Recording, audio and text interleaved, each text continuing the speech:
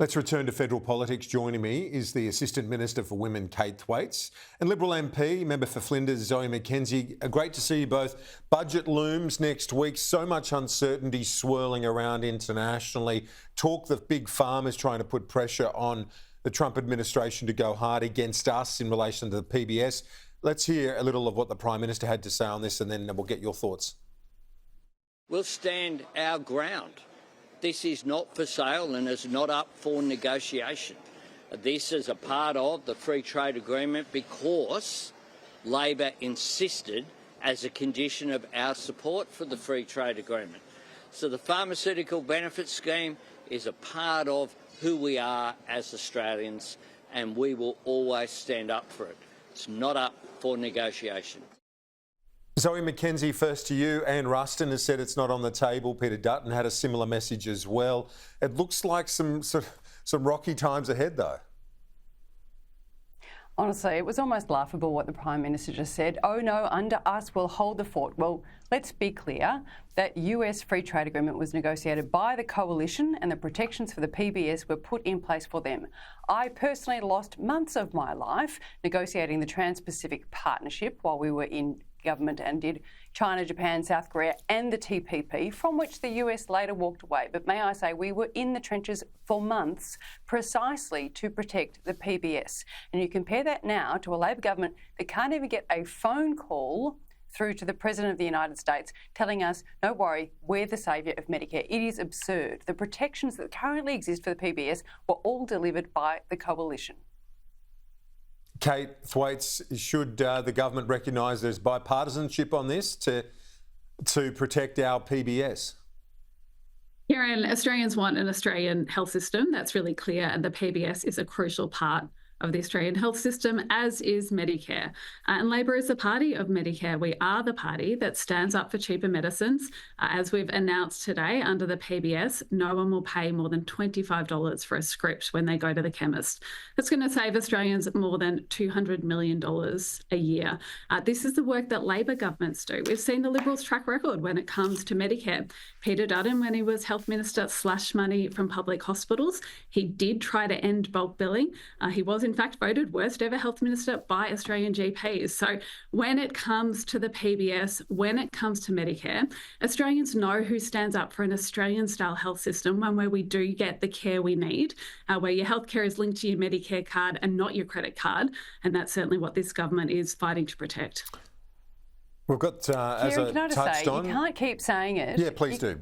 Kieran, you can't keep saying that, and I hope it makes it true. In my electorate alone, the bulk billing rate went from 82% under the coalition at the end of their last term to 71%. 265,000 people less got a bulk billed experience at their local GP. Nationally, it was even worse. It went from 88% down to 77%. I've had emergency meetings this week with the Frankston Hospital that's about to lose funding for its National Centre for Healthy Ageing.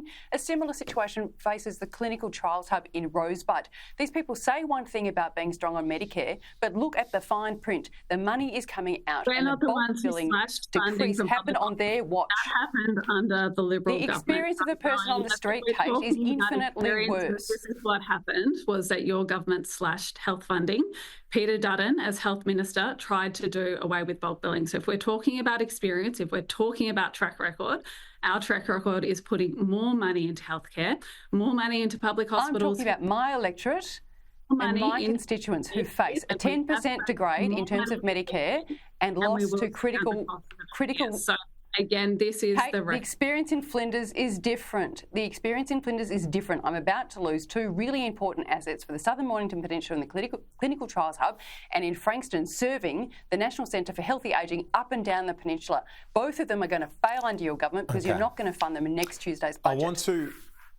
Let's go to the budget, and on this expenditure forecast of not just the budget itself, but off-budget expenditure, $100 billion across the forward estimates. Zoe, does Peter Dutton, and I'm asking you this, obviously I know that the Treasurer's got his accountability, and he's going to be on this program in about 50 minutes from now. I'll speak to the Treasurer live from Treasury as he's working and finalising the budget. But to you, Zoe, does Peter Dutton need to draw a line in terms of where the coalition's going to say That spending has got to stop. We need responsibility in terms of budget management rather than just ticking off everything to stop having a fight, Zoe.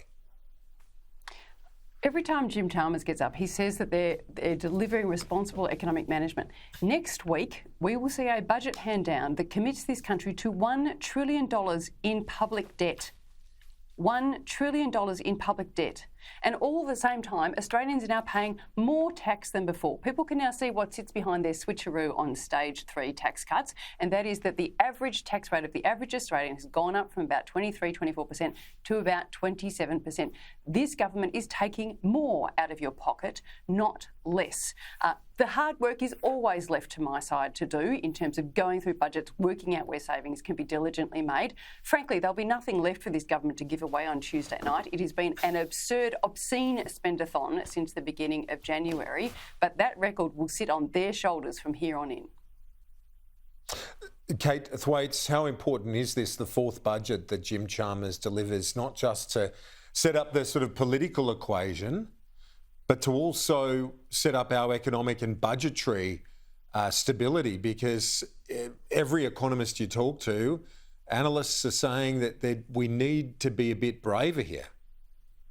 Well, firstly, Kieran, I suppose I shouldn't be surprised to hear Zoe saying she doesn't support stage 3 tax cuts. There more money in the pockets of Australian workers because, of course, the Liberals and Peter Dutton have voted against every cost of living relief measure that we have brought forward to this parliament. So the work we have done since being in government on the budget has been to put together a responsible budget that also supports Australians with cost of living measures. And every time we've done that, Peter Dutton and the Liberals have stood in the way. And in fact, what are the proposals they have on the table to apparently show that they are better budget managers? It is an expensive $600 billion nuclear scheme, which is going to cost Australians when it comes to their power bills.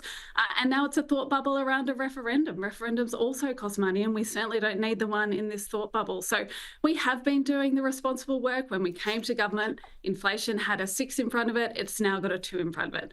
We have been providing cost of living relief, including those tax cuts that Zoe's not in favour of.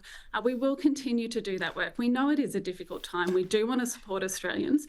We will do that in a responsible way. And what we see from the other side is, as I said, a plan for a massive nuclear scheme, $600 billion that is coming into people's power bills, and for a referendum that it seems even Peter Dutton's colleagues can't back him in on.